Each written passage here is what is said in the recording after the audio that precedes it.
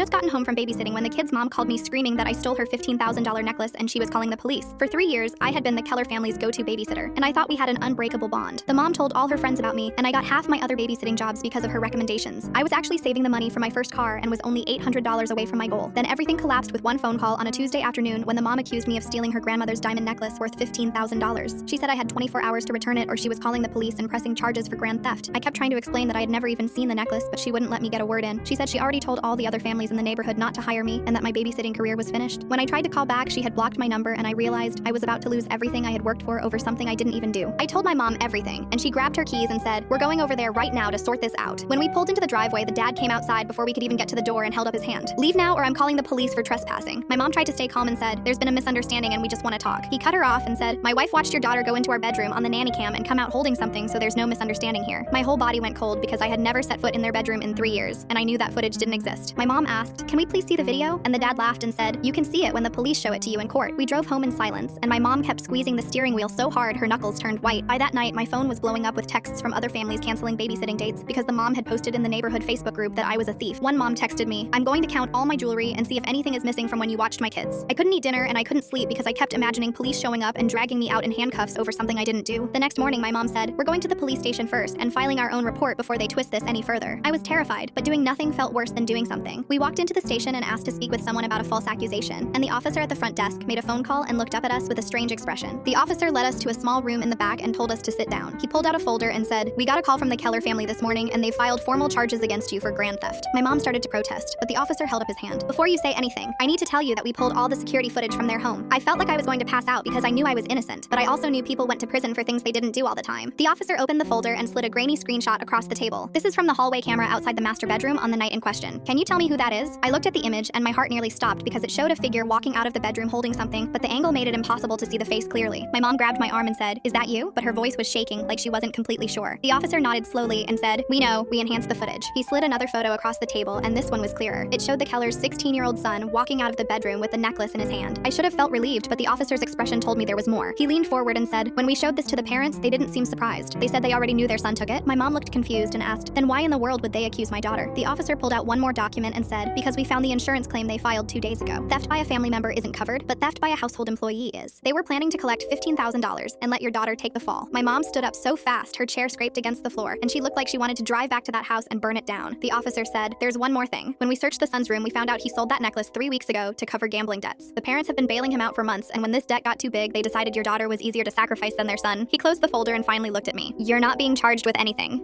The Kellers are being arrested this afternoon for insurance fraud and filing a false police report."